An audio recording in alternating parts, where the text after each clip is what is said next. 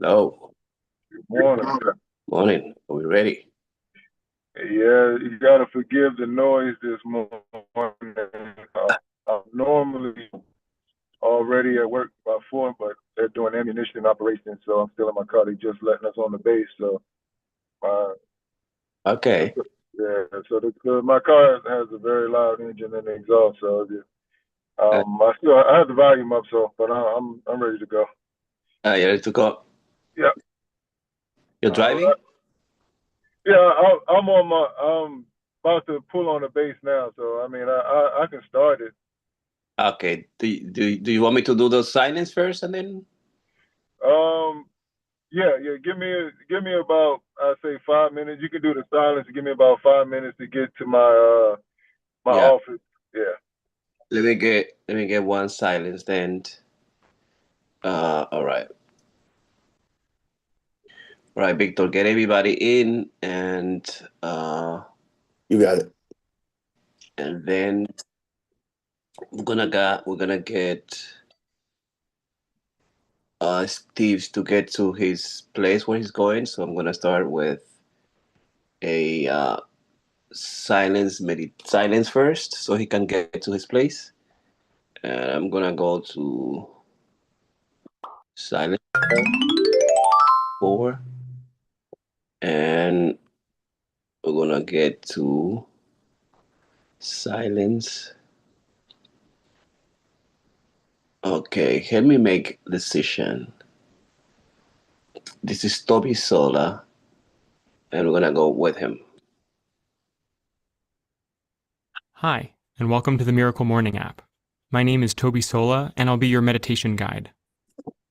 One of the most common misconceptions about meditation is that it's a waste of time. The thinking goes that if you want to improve your life and the world, you're better off doing something rather than just sitting there. We'll debunk this misconception in today's meditation by practicing a decision-making exercise. We'll see firsthand how meditation leads to better decisions and a more inspired life. In terms of posture, sitting is great because you're both alert and relaxed. So, lengthen your spine and relax your shoulders and arms.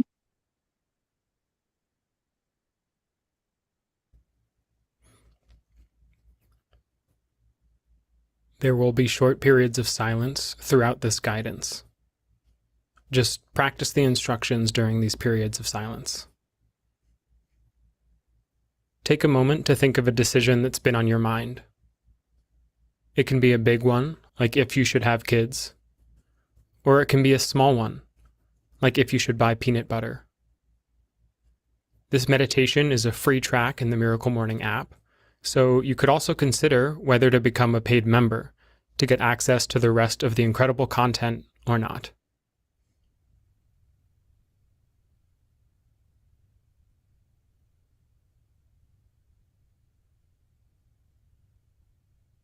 Once you have your decision, come up with 2 statements, an I will statement and an I will not statement.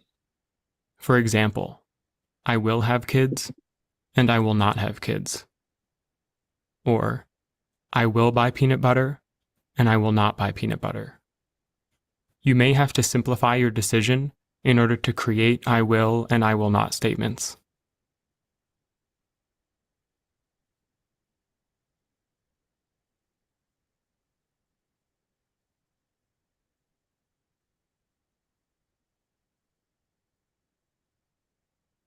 Say your I will statement a few times to yourself in your head.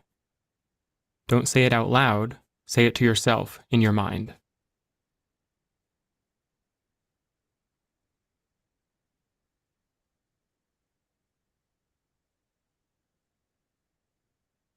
Now continue to use mental talk to list the reasons behind your I will statement. Your inner monologue may sound like this. Peanut butter is tasty. It goes well with the apples that I have. I think it's on sale right now. Start listing the reasons for your I will statement now.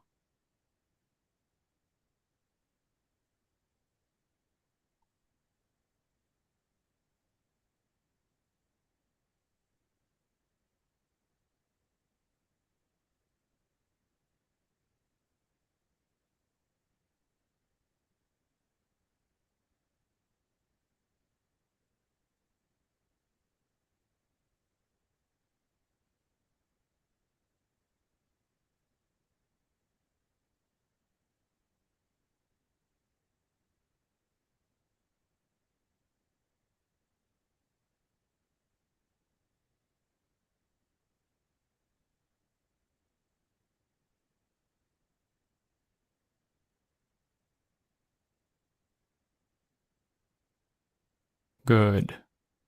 Now let that go and say your I will not statement a few times.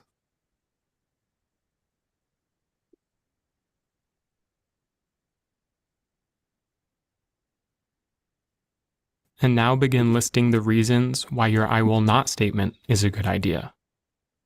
For example, the rest of my family doesn't like peanut butter. It's expensive. Like that.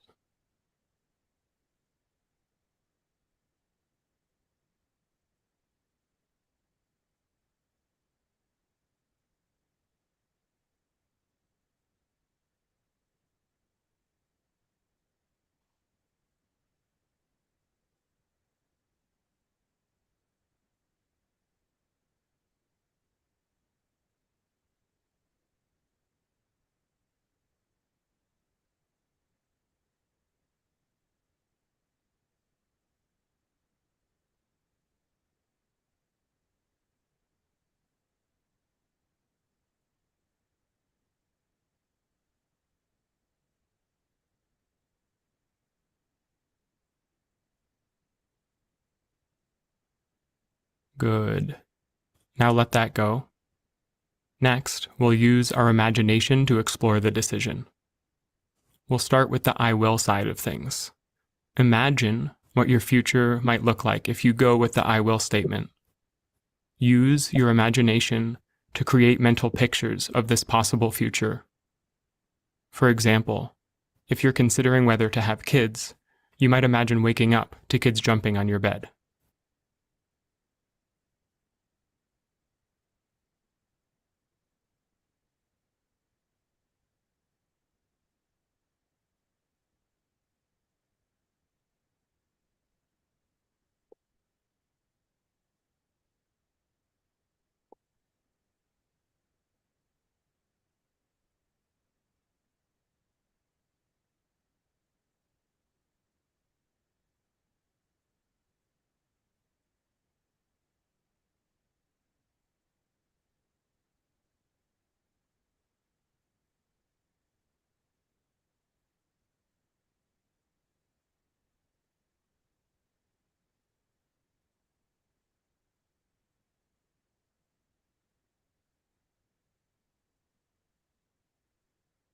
Now let's move on to the I will not statement. Use your imagination to create mental pictures of what your life might be like if you go with the I will not statement. Imagine how your life might unfold.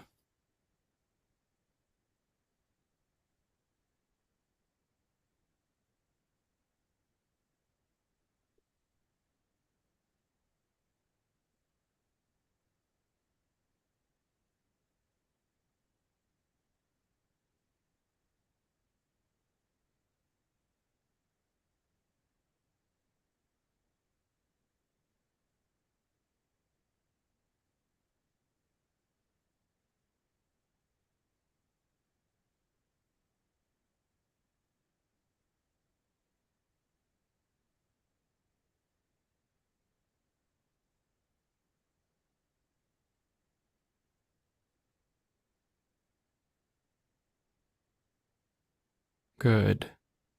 Next, we'll explore our emotional body. Bring your attention down into your body. Once again, consider the I will statement, and notice if you feel any emotions. Maybe you feel excitement, joy, anxiety, or nervousness. Maybe you don't notice anything. It's all good. Just notice any emotions that come up when you consider the I will statement.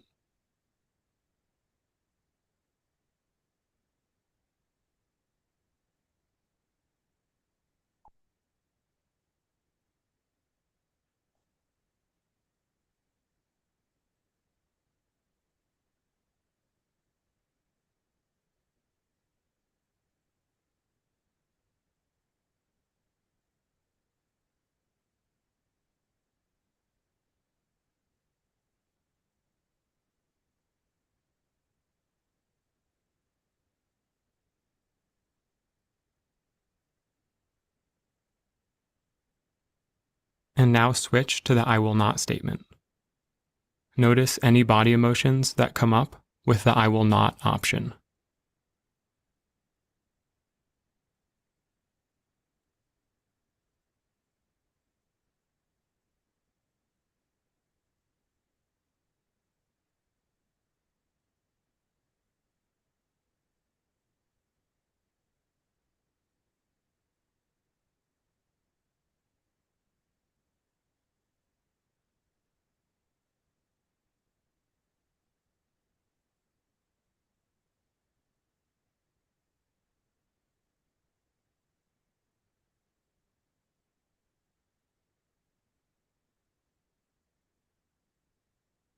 Good. At this point, you may know what to do. You may not know what to do. You may realize that you need more information. Or you may realize that you should be making another decision. Regardless of where you're at, let's take some time to feel good. To the best of your ability, cultivate pride and joy in your body. Intentionally smiling can help.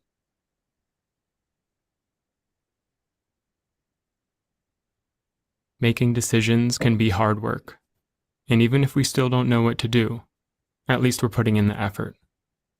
We should feel proud of that. So smile. Feel good.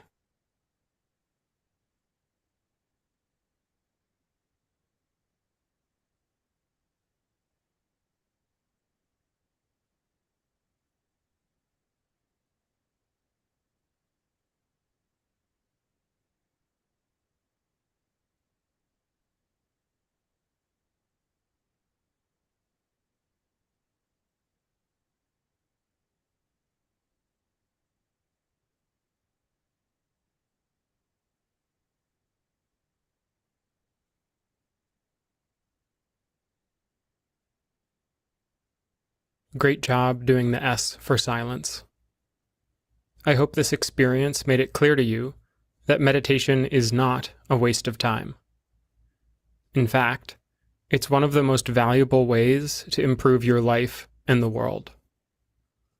Have a great day, and be sure to check out our free trial for full access to 100+ guided audio and video tracks to help you complete the rest of your Miracle Morning Savers.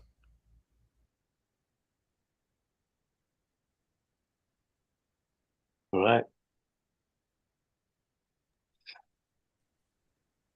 All right. Thank you, Dr. Piña, for handling that first part of Savers for me as I got prepared.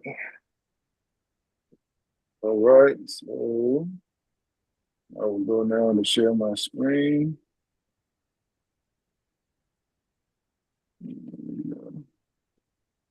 We will continue with Savers.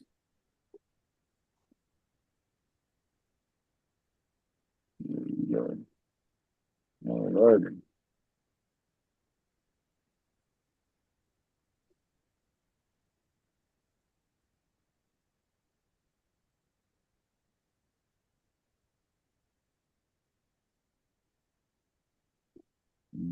Here we go. This is a self-love meditation. This will be the remainder of our Savers for the affirmation visualization portion.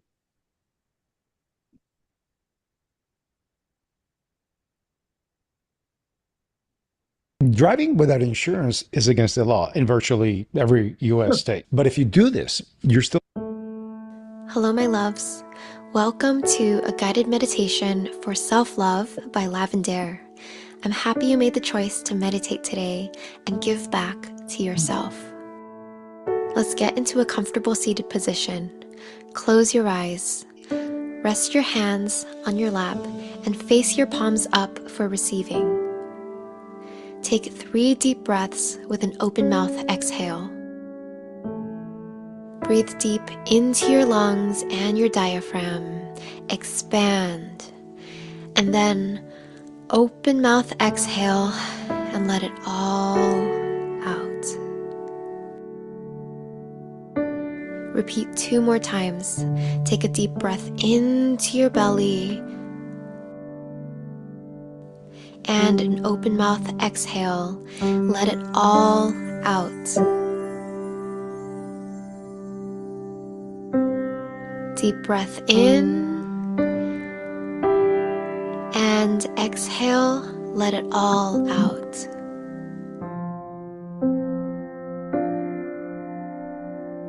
Take this moment to feel your body and focus on gratitude. What are you grateful for right now?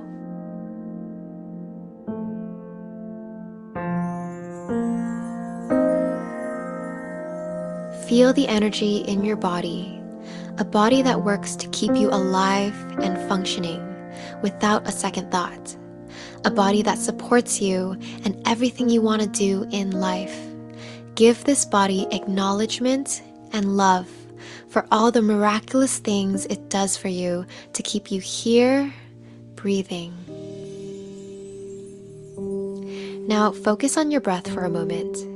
Isn't it a wonder that your body knows how to breathe continuously without much effort or awareness? But once you shift your awareness to your breath, you become in control of the flow of your breath. Your awareness is powerful. Wherever your attention goes, energy flows. Use the power of your awareness to focus on your body, feeling your presence with each breath. Relax your eyebrows. Relax your brain. Relax your shoulders.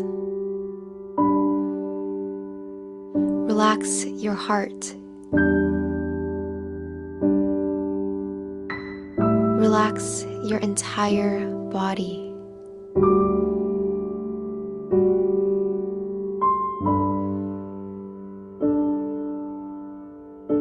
Feel your body soften and relax. Know that you are safe in this moment.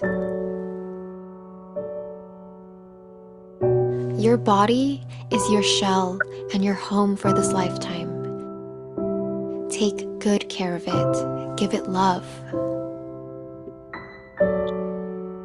Consider, what does self-love mean to you? Self-love is accepting yourself, quirks and flaws included. Forgiving yourself, knowing it's okay to make mistakes. Knowing your worth, standing tall and not feeling small or inferior to others. Loving yourself and your journey, knowing that you are both a work of art and a work in progress at the same time. And all of it is okay. Cultivating self-love is learning to practice unconditional love for yourself. What does unconditional love mean? How does it feel to love yourself unconditionally? No conditions, meaning you don't have to be anything other than yourself. You don't have to prove yourself to anyone. You are already lovable and loved. You don't have to try. You are already worthy of love. Feel how it would feel to love yourself unconditionally.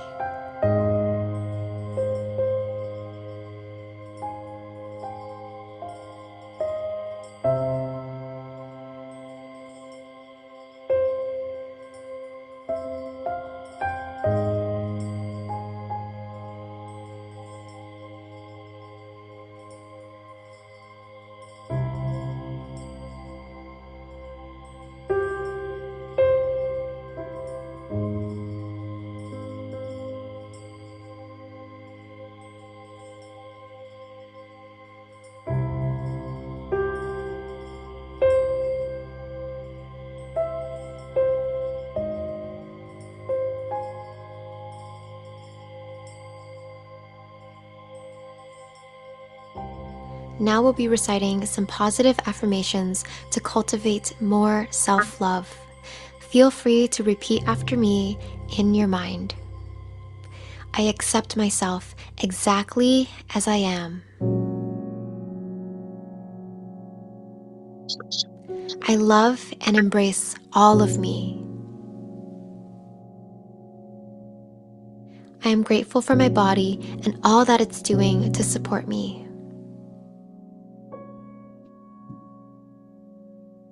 All of me is beautiful. I am enough. I am worthy.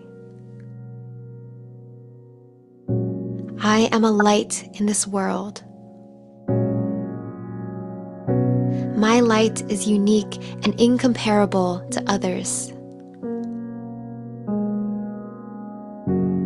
I respect myself and give myself what I need. Setting boundaries is an act of self-love. I release all that is holding me back. I release all that does not align with my truest self. I am authentic to who I am and aligned with what I want.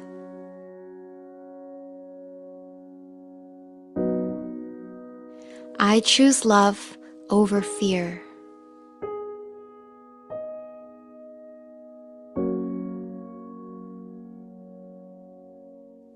Come back to your breath. Feel the energy in your body. Notice how you feel now, nourishing yourself with love. Remember this feeling. You can always come back to this.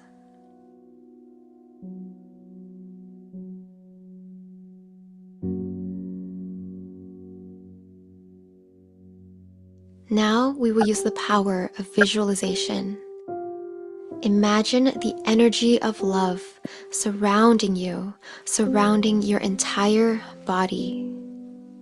Feel the warmth of this loving energy envelop and hug your entire body.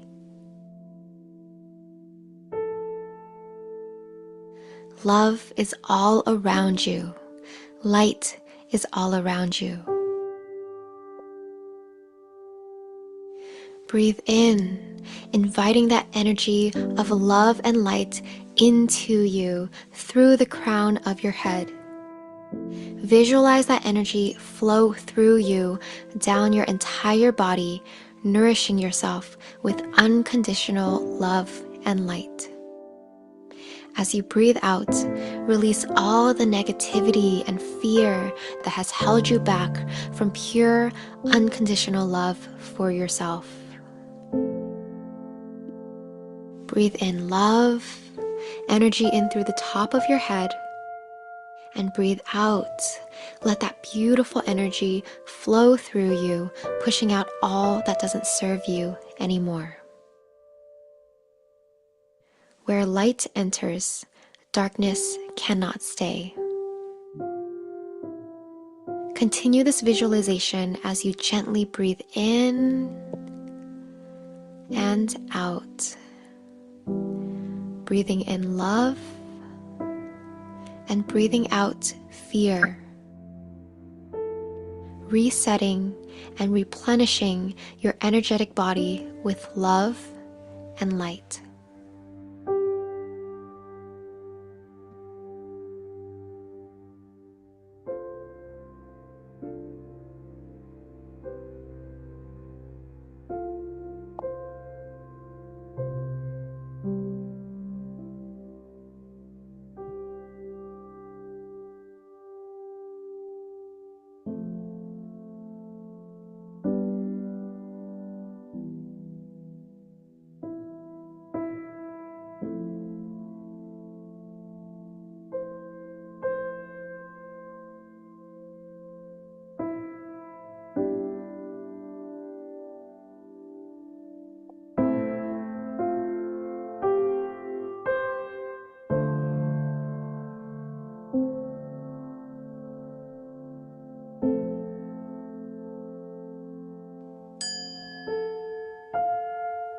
Begin to come back to your breath. Check in with your body and your energy and notice how you're feeling. You have given yourself so much love today. Continue this practice by nourishing yourself with love and acceptance every single day. You are fully deserving of love no matter what. You are already worthy simply by existing. I hope you take this energy of self-love into the rest of your day. The more love you have for yourself, the more love you will put out into the world, and thus a better, more beautiful world we will create together. Sending you love and light. Namaste.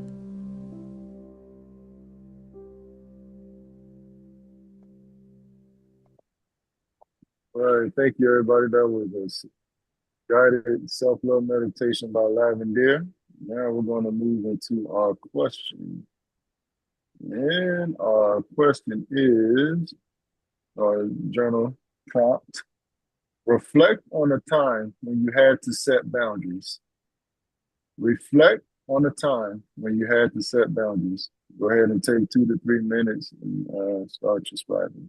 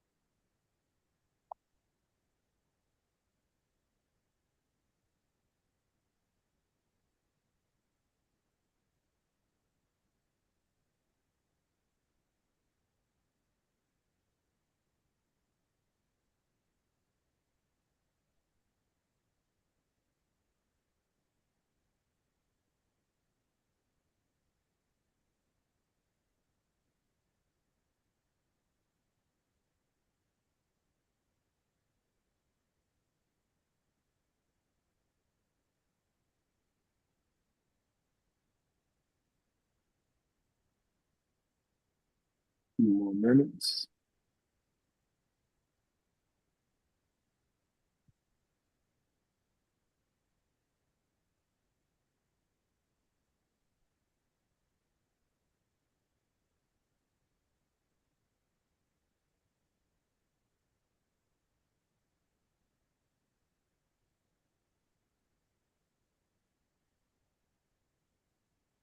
One more minute.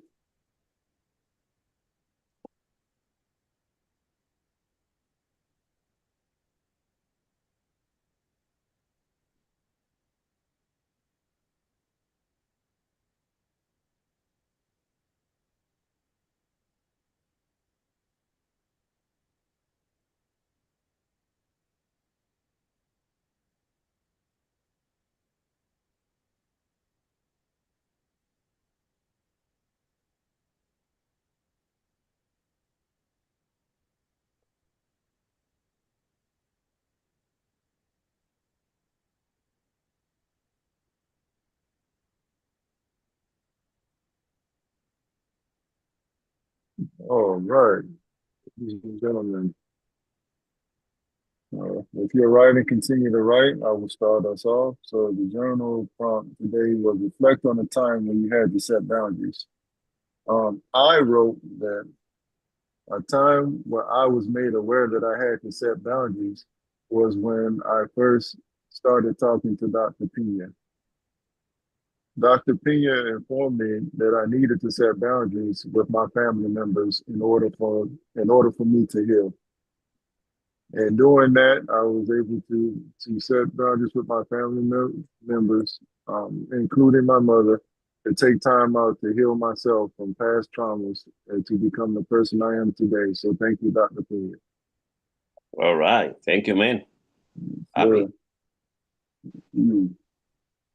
All right. So let's see what we have here. I can go.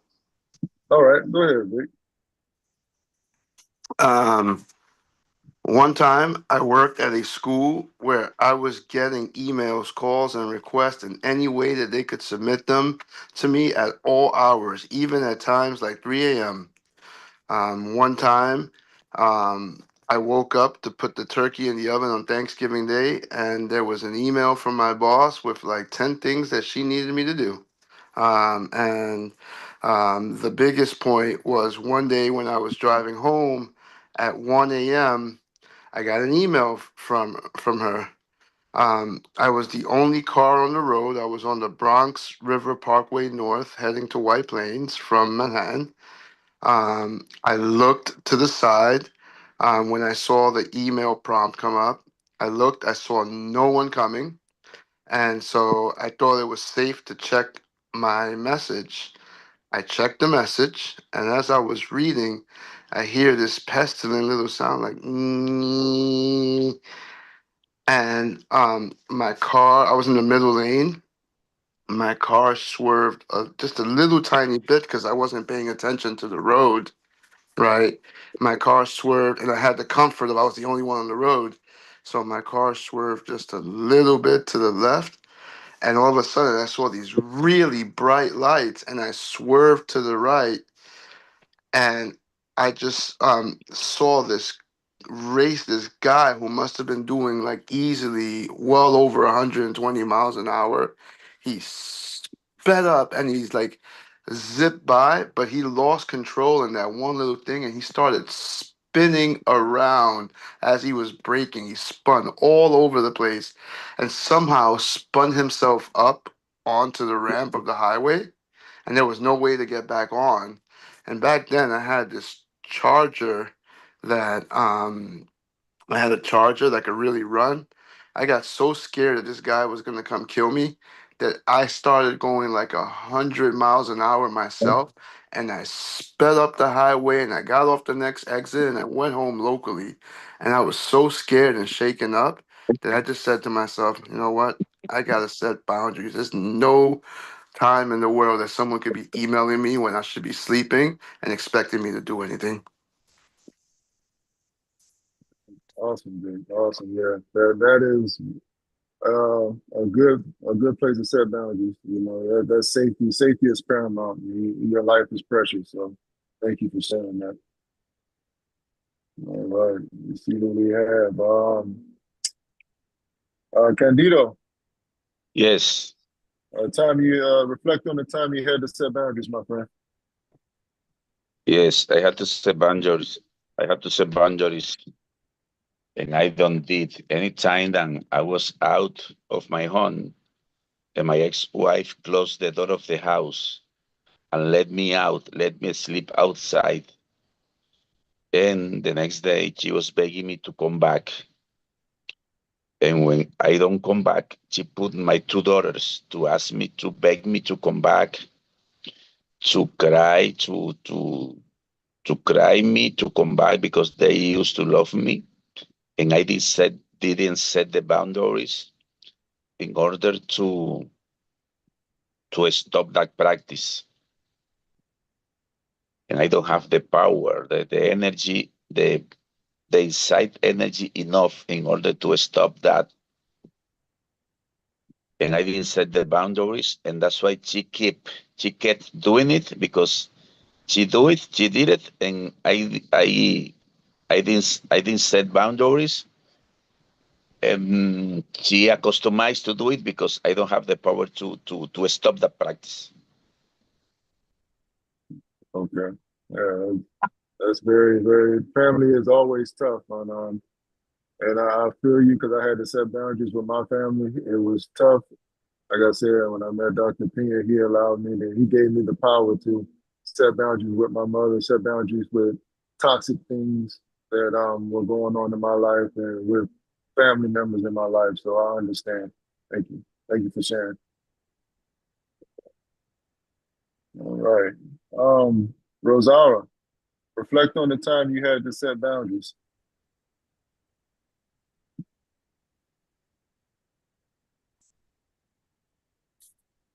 Hey, good morning, everyone. Morning. Um, I could remember one time it was a family discussions in terms of some medical services for a family member. Um, I was opposed to what they were suggesting, and I was receiving a dismissive tone. My opinions was very dismissive and sort of like condescending was their responses.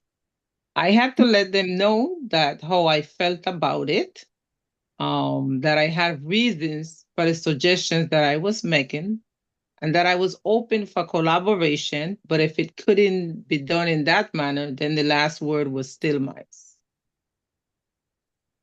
Yeah, very, very understandable. Yes. And it's amazing how it's paramount, these issues we have with family and we for so long we think that the norm is what we're how we were raised and what our parents tell us and what other people tell us and friends tell us, but that's not true. And, like you said, Rosario, you have the last say, so you have the last word. So thank you for sharing that. All right, Dr. Pina, last but Okay, not least. I'm gonna I'm gonna name this piece a surprise on the face of a brat boy. Whoa.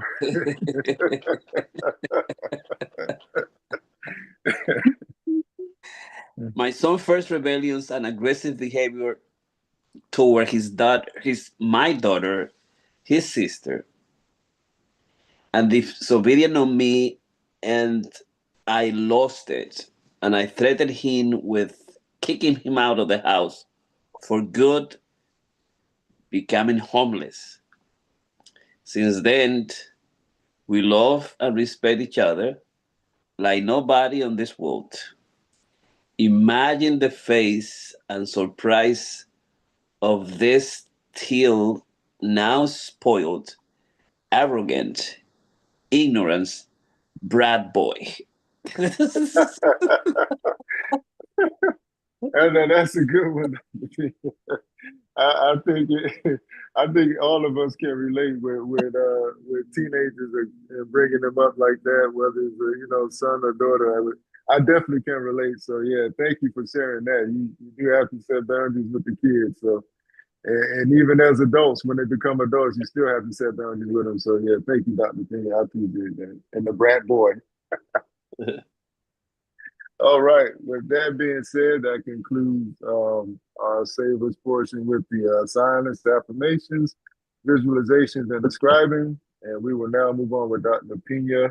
I believe is it Law 40 we're continuing with? Yes, we in law 40. Okay. And as Victor says, before he say, where is the exercise? Oh Yeah. yeah, my Yeah. bad. Exercise. I forgot. Almost forgot. Well, Let's get the and exercise also, going. are we gonna get to reflect on the first part of the exercise? The thing where it was asking us to list the things that we will and will not do, or should we just keep that for ourselves? What's what In the meditation exercise, we were asked to Oh yeah, list. no, yeah, no, We yeah, don't that have was to. just I'm just making sure that we make an intentional decision. yeah, that was just for yourself. But I do Okay. have Okay. I have our exercise portion. I forgot all about our exercise portion. Here we go. And Dr. Uh, Pina, very quickly, you were Mhm. talking about bratty kids. We were talking yesterday when I was with Emmy in the car. My daughter wanted, I treated her to a special McDonald's, and she only Ooh. gets 4 nuggets. She wanted 6 yesterday, and I'm like, why? She's like, I want to get 2 for my brother. And I'm like, no, he chose not to come. He doesn't get that treat. This is yours, right? So she ate the 2 and saved 2 for him. She came home, gives him the 2 nuggets, and then scolds me and says, next time you're supposed to get 6. Oh. Uh, That's the way they are. That's the way they are. yeah. So 5 years old. 5 years old. I apologize. Here's our exercise. We have a 5-minute warm up. So here we go. Oh, hold on. Can everybody see? No. Okay, let me go back to sharing my screen. All right, let's see. Let's go back. When to Steve's that. doing exercise, I actually hope that we don't do them because his exercises are always so hard. Well, this one should be I was easy. gonna let you pass today, man. This one should be easy. This is just a warm up, so we'll get right to it. All right, here we go. 5-minute warm up coming in about 10 seconds.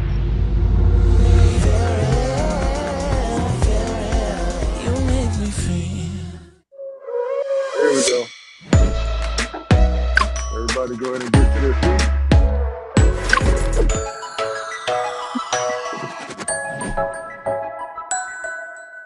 Hello everybody, welcome back and welcome to your quick 5-minute full body warm up. You don't need any equipment, it's only 5 minutes, so make sure you can see your screen so you can follow along with me. And without further ado, let's get to it. All right, we're gonna begin by warming up our neck. So we're gonna turn the head from side to side, keeping our shoulders down and chest open.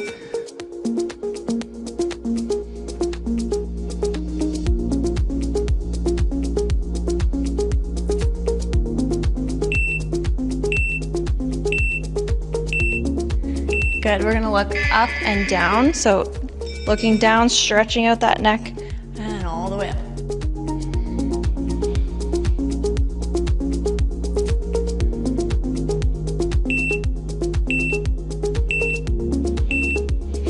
Good, we're gonna roll out our ankles. So starting with the right foot, you're gonna circle the foot outwards. And inwards.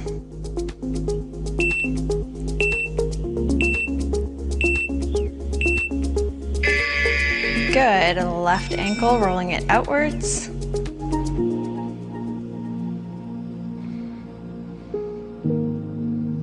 And inwards.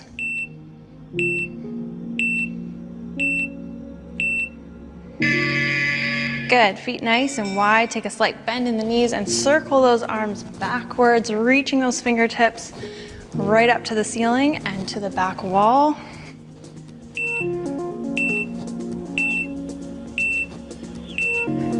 Good, forwards.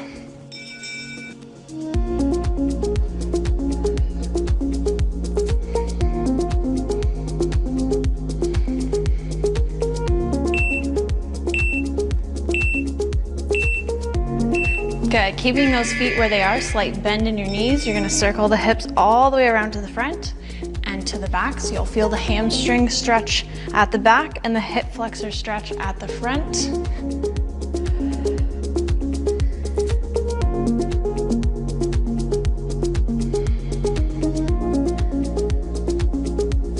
Good, and switching directions.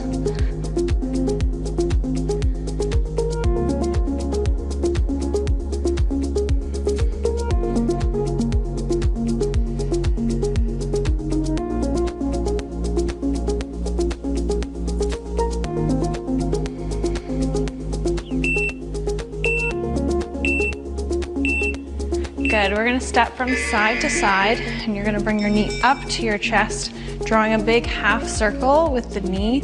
So further warming up those hips.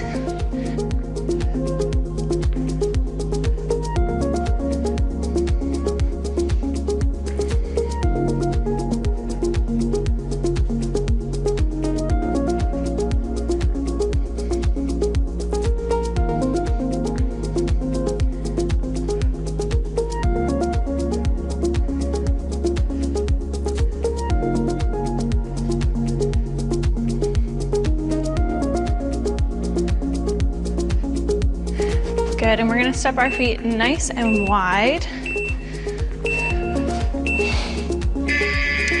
You're gonna brace yourself on one leg, feel that stretch on the inner thigh, and switch. So just holding for a few seconds on each leg.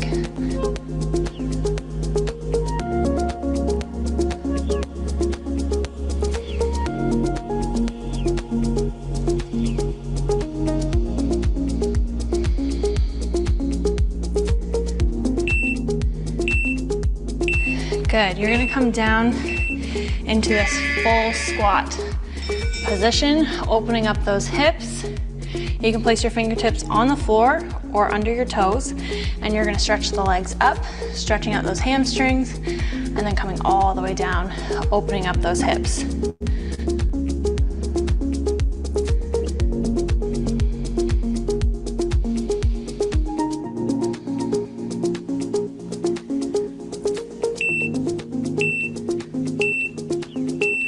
Good, last big bend, rolling all the way up. Last couple warm-up exercises, you're gonna step side to side, kicking that heel as close as you can to your bum, adding in some arms, warming up those shoulders and that chest.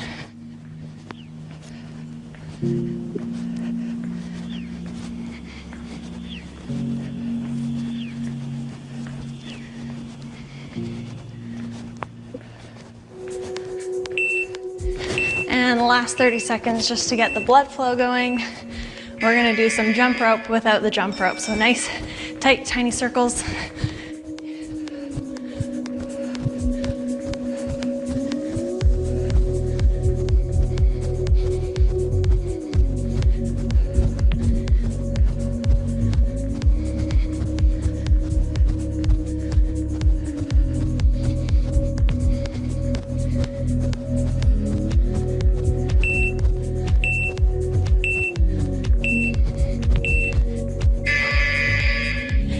That is it, guys.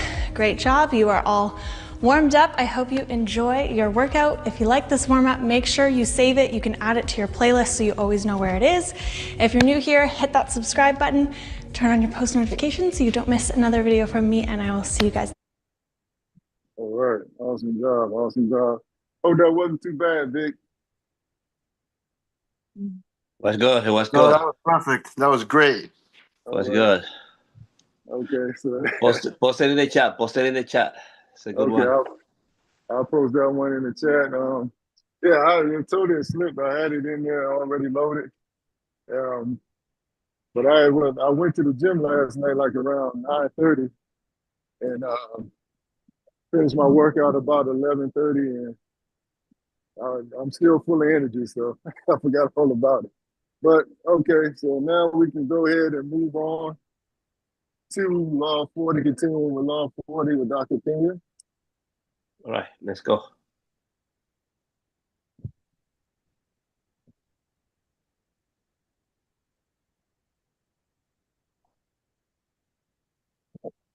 Observance number 6. Akimoto Susutomo, a wealthy adherent of the tea ceremony, once gave his page 100 ryo, gold pieces, and instructed him to purchase a tea bowl offered by a particular dealer. When the page saw the bowl, he doubted it was worth that much, and after much bargaining got the price reduced to 95 ryo. Days later, after Susutomo had put the bowl to use, the page proudly told him what he had done. "What an ignoramus you are," replied Susutomo. "A tea bowl that anyone asks 100 pieces of gold for can only be a family heirloom. And a thing like that is only sold when the family is pressed for money. And in that case, they will be hoping to find someone who will give them even 150 pieces for it. So what sort of fellow is it who does not consider their feelings? Quite apart from that, a curio that you give 100 ryo for is something worth having, but one that has only cost 95 gives a mean impression. So never let me see that tea bowl again." And he had the bowl locked away and never took it out. Interpretation.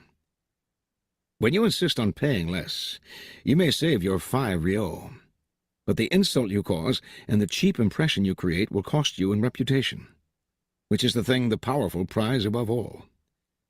Learn to pay the full price, It will save you a lot in the end. Observance number 7.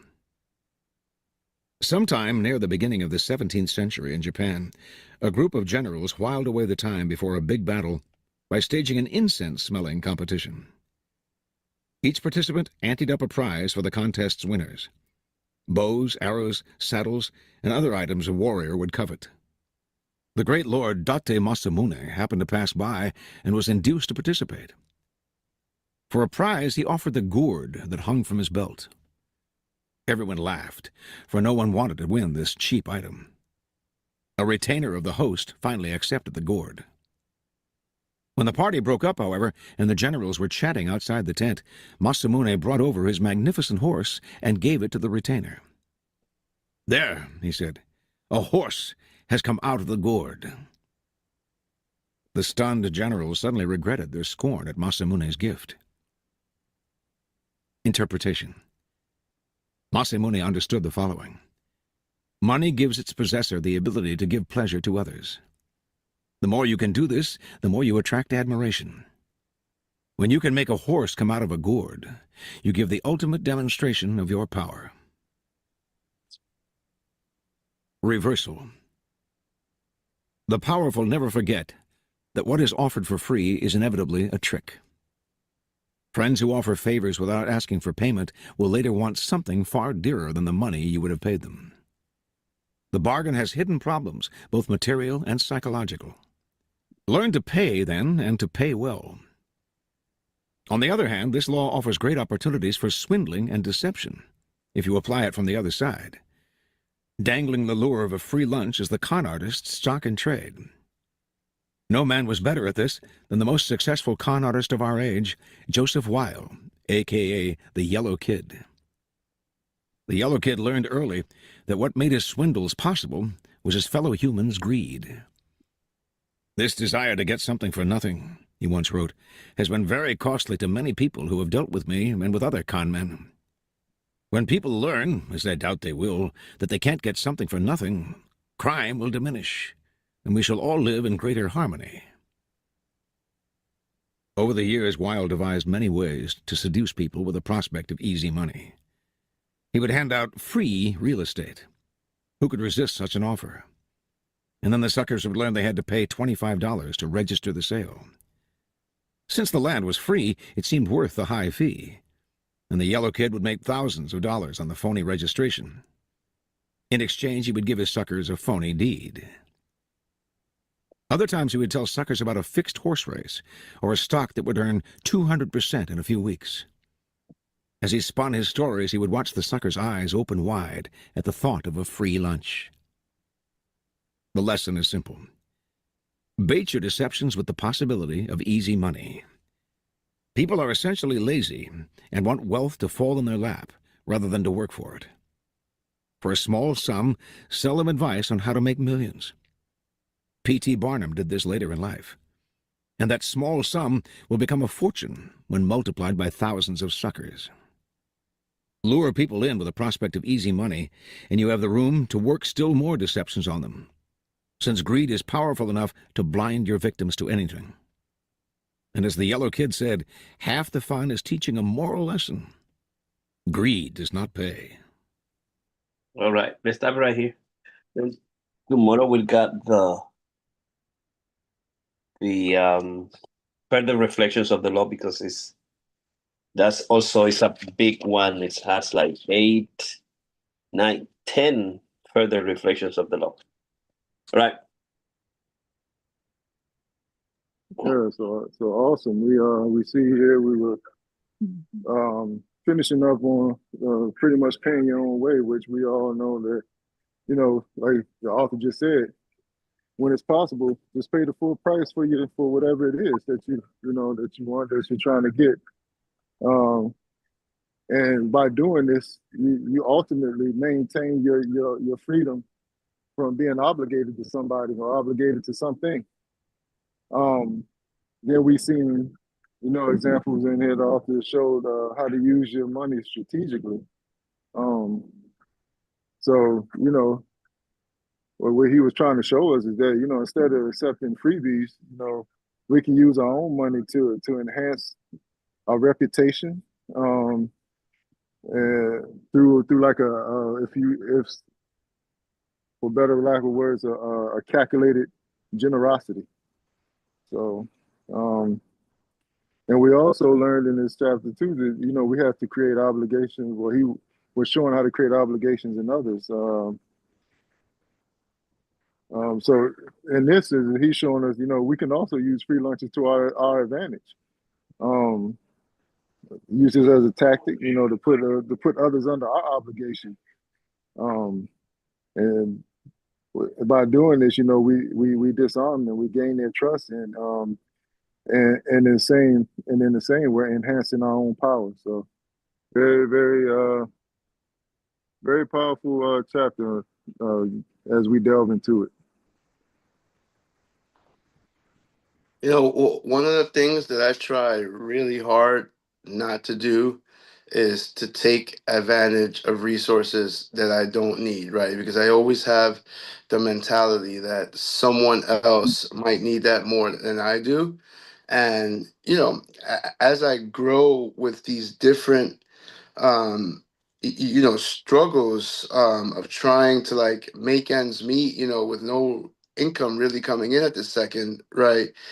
Sometimes I have a hard time like accepting, generosity, and some of that is surely a Dominican pride thing embedded in me, that we don't take anything from anyone, right? Because we don't want people to talk about us, right? But, I've been fighting the demon and the monster of okay, I'm a very generous person. I'm very giving. Is this where it gets paid back to me, right? Is this where at this time of need, am I stopping someone else from getting their blessing, right? So every time somebody wants to do something really nice for me or generous, I genuinely have to like pray, right, to make sure that I'm receiving that gift from the right heart, right? That I'm not taking advantage of someone, that I'm not, because I know what it is. People know where I've been with my income and with my finances, and something as simple as right now I'm on government insurance. I have a hard time presenting that card when I go to places, especially in my town when people know that I was a restaurant owner, and when people know, um, what I've done for a living, to be presenting that card. Sometimes it feels hard and shameful, but I know that people go through hard things, and I know that sometimes you do have to accept the blessings as they come. And so it is an area of struggle for me, but the one thing that I know for sure is that when I do this, I will never ever ever take advantage of someone or take advantage of something, right? If I ever take something, it's always going to be because I need it, and I'm never going to take more than my portion. And I'll just end with a quick story. In the Dominican Republic, Dr. Pina probably knows this story better than I do. Um, during one of the hurricanes, the political party in power, um, lined up trucks, resources. People like Sammy Sosa, Pedro Martinez, Manny Ramirez all gave tons of resources. Robinson Cano gave tons of resources, for them to feed the people because houses were ravaged and roads were destroyed. All sorts of things were happening. And what they would do, they were, and of course you only see what they show you on TV, but there'd be hundreds of people standing in the street waiting for the food truck to come, and they would throw one bag of rice and let the people like fight over that bag of rice, and it was a disaster. And they were like, the players who made the donations were like, we gave so many things, like why isn't there enough for everyone? And it was a big mystery. Well, when that party left power, it turns out that they found like warehouses full of stuff that people had donated that just like rotted, and they didn't give it to anyone. And it was, and you can imagine there's a country where all these people have all these needs, and it was a really sad thing. I think their nickname is the Come Solo, right? Mm-hmm. Meaning those who eat by themselves. That's the name of that political party.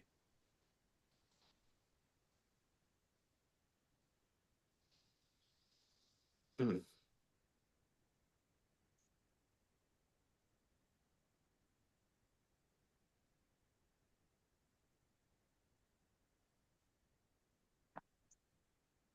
I always feel like when I talk, I leave dead silence with everyone. I'm so sorry. It's probably a lot to process. No, I heard every word you said, brother. And going in between our meeting, I have a tier one meeting that I was giving information. But yeah, I feel the same sentiments. I definitely don't want to take nothing that doesn't belong to me. But I also had to realize, that being a veteran, um, I had to put my pride to the side because um, I tortured my body while I was in the military, and I never once, wanted to go and get checked out because I felt like I can make it. I don't want to be one of those guys that's a hospital commando and something wrong. But I had to listen to my body and take advantage of that. And um, and the benefit of that was me getting not only having a retirement check, but having a disability check for the rest of my life. And yeah, and I got a 100% disabled license plate. And for a while, I didn't want to park in handicap parking, but because I had this thing of if I get out the car, people looking at me, they don't think there's nothing wrong with me. But I had to get over that. It's like you there is stuff that's wrong with you, and you're working through things. Like sometimes when I get up in the morning, um, I have to sit on the side of the bed because I can barely stand up because of the pain that I suffer in my feet and my legs, and I suffer really bad with fibromyalgia and other things.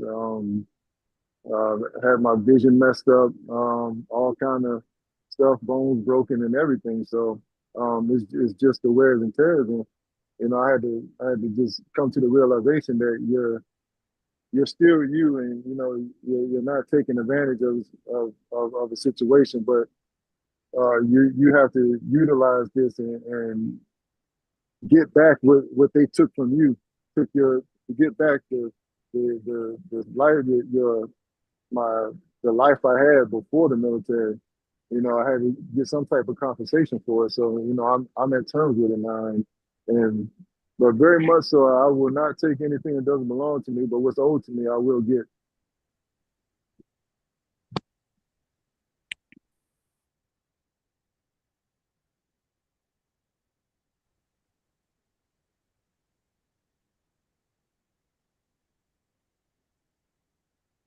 Yeah, so once some more,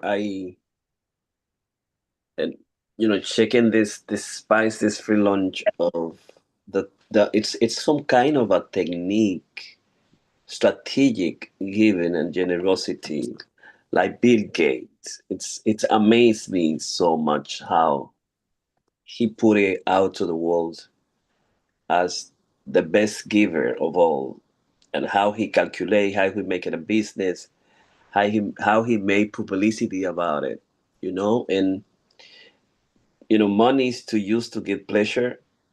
It's a way to get power. That's what says it's power, you know it's and you feel that sense of power that this guy has. And even when he promises that I will not live rich, I will not die rich, I will give it all.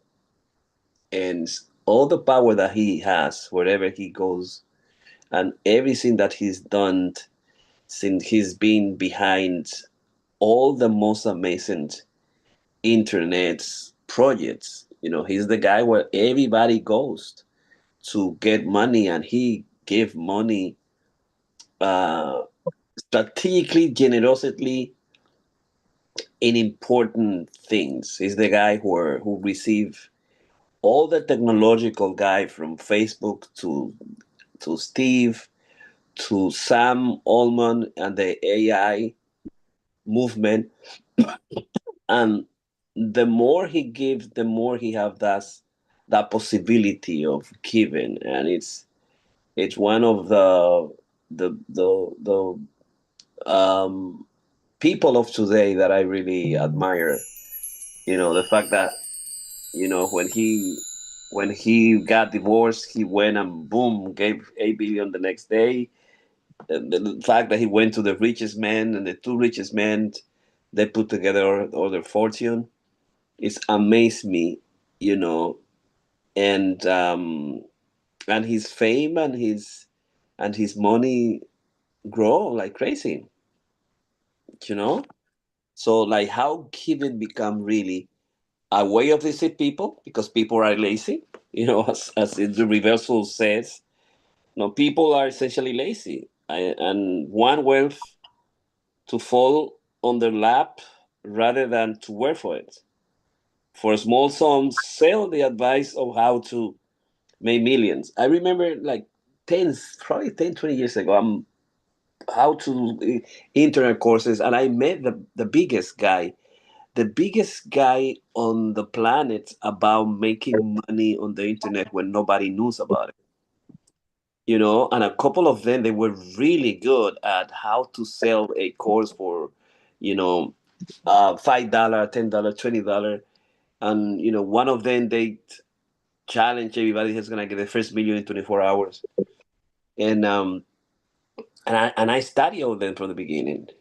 And I saw that the exceptions of a couple of them with these courses and how they teach you to be deceptive also, and how deceptive they are, and how you found nothing of what they were teaching, and how they have a complete group of guys teaching internet courses all over the place, and how nowadays all the influencers, they got the way how to do it, how to go to funnels, things like that. And just because if you get $10 from anybody, but if you get $10 from 1,000 or 10,000, 20,000, we're making a lot of money. So that's most likely what it is. And despite the free lunch and how paranoid Rosario is becoming with anything that is free. Or Martha is not here, like she get anything free. Whatever you give, I take it for free and with pride. Take You it know. in further. Yeah. So Awesome, awesome. Anybody want to add anything before we close out? You know who's very similar to Bill Gates, Dr. Pina? Um, um, Mike Bloomberg. okay, Bloomberg, yeah.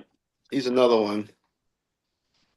Yeah, I got from some money from Mike Bloomberg when he was a government. He gave us $100,000 per year per 4 year when 5 years when I had the non for profit. He put together what he called the out of school, and we have a non for profit. And he loved arts, and he put money funding for organizations in different places, different from school. He gave it to the art center. So I appreciate the guy. You know, Right. not so relevant, but just very quick story about Bloomberg. He came to a fundraiser at our school. We had because he was the neighbor of his building bordered our building, right? He came to a fundraiser, our annual fundraiser that we had, and his detail contacted me, to set up security and how he would leave the building if there were an emergency, all this stuff. And there were two exits. There's two ways in and out of our building through the basement, through the ground level and through, the roof. I walked with all the, police and detail and showed them the different pipes and this and that. And, you know, and he came into the event. I saw him when he came in. I greeted him. Good morning, Mike. How are you? And came in. I was, downstairs because I was told that I was, supposed to be with the security detail. And I was downstairs with the security detail. I never saw that man come out the building ever. And he was gone. And I know he didn't go through the roof because there was no alert or, there was nothing. I have no idea how he got out of that building. It was a Houdini act. All right. So if nobody has anything else to add, I'll take the final word. Law 40, despising the free lunch is really open for interpretation, of how we see it, whether we view it as a good thing or a bad thing. But one thing we do know, nothing in life is free. Amen. Amen. Yeah. Amen. Thank All you. right. All Blessed right. everybody. Everybody have a good one. So